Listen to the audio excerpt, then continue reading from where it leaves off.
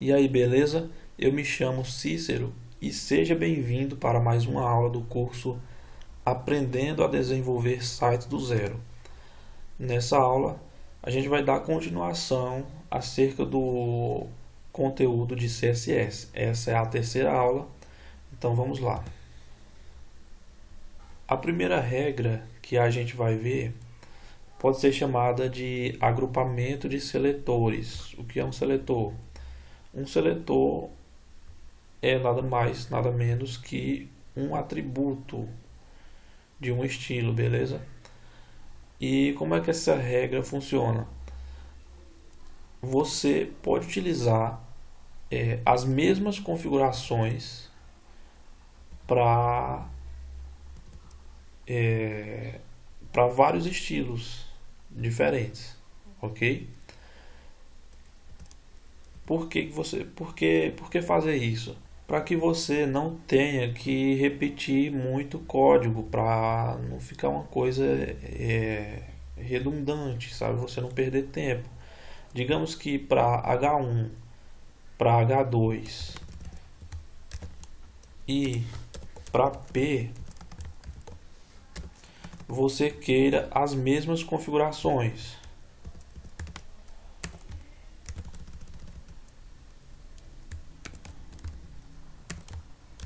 certo? Então, para que você não tenha que fazer isso, H1, aí você digita as configurações, H2 digita as configurações, P digita as configurações. Então você pode simplesmente fazer isso, H1, H2 e P. Ok? Veja o quanto de código você vai reaproveitar aqui. Olha como pequeno ficou o seu código e simples, beleza? Então essa é a primeira regra. Isso aqui pode ser chamado de agrupamento de seletores, ok? Então se a gente vir aqui, a gente aplicou a cor rosa, né, pink, e a gente definiu esse estilo de fonte para H1, H2 e P. Aqui a gente vai ter, ó, H1 é cabeçalho grande, H2 é cabeçalho pequeno e P, a gente tem P aqui, ó, form simples, a gente tem P aqui, form com opções, e a gente tem P aqui, ó, form com caixa de seleção.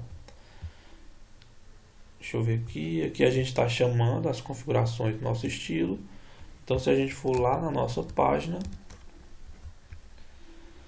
quando a gente atualizar, a gente vai ter aplicado, ó, esse é o H1, cabeçalho grande, esse é o H2, cabeçalho pequeno, e esses aqui são os nossos P, né, os nossos parágrafos, form simples, com opções e com caixa de seleção, beleza? Então aquela simples configuração foi aplicada a essas três tags, ok?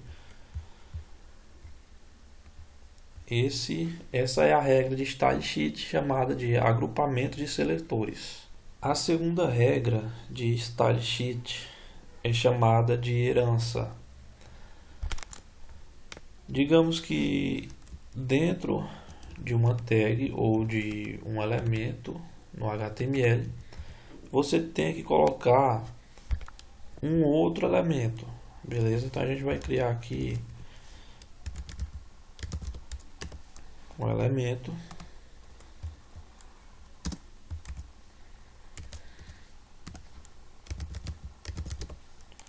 ok? E aqui a gente vai colocar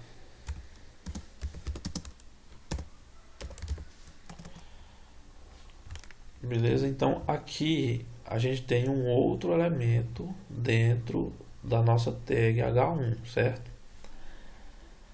Se a gente fizer isso, o que vai acontecer? Esse elemento ele vai herdar as configurações do seu elemento pai, digamos assim. Por que pai? Porque ele está contido dentro do outro, ok?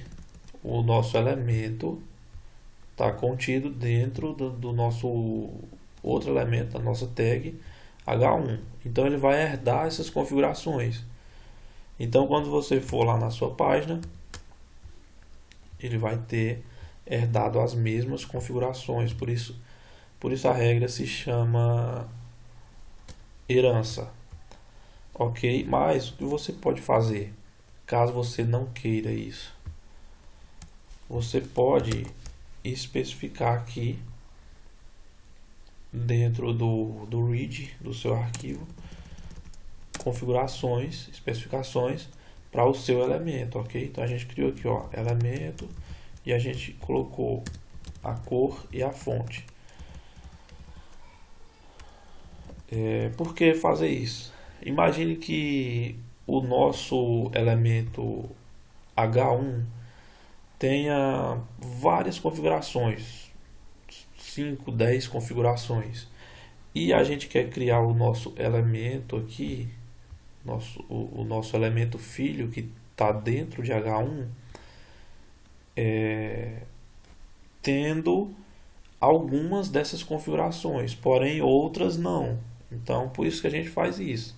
Quando a gente faz isso, ele vai herdar todas as configurações que a gente quer de H1 e a gente vem aqui no read do nosso arquivo e especifica apenas as que a gente não quer que ele herde. E a gente vai especificar o que a gente quer para essas determinadas configurações. Isso também pode ser feito inline aqui dentro do nosso elemento, ou também pode ser feito lá no nosso arquivo externo, beleza? Então, especificando essas configurações, quando a gente for lá na nossa página e atualizar, ele vai pegar para si essas configurações e não mais as do seu elemento pai, beleza? Essa é a regra chamada herança de stylesheet, ok? Ok, existe uma outra forma que, por sinal, é bem interessante para se trabalhar com essa regra de herança, que é o seguinte, é definir como que um determinado elemento vai se comportar de acordo com a sua relação com um determinado pai. Eu vou explicar melhor como isso funciona. Digamos que a gente tem aqui o nosso elemento se relacionando com o pai H1, e a gente vai ter aqui o nosso elemento novamente, dessa vez se relacionando com o pai 2, H2, beleza? Então aqui no nosso arquivo CSS a gente vai ter definida as configurações para H1, para H2, certo? E a gente vai definir como o nosso elemento vai se comportar quando se relacionar com cada um deles.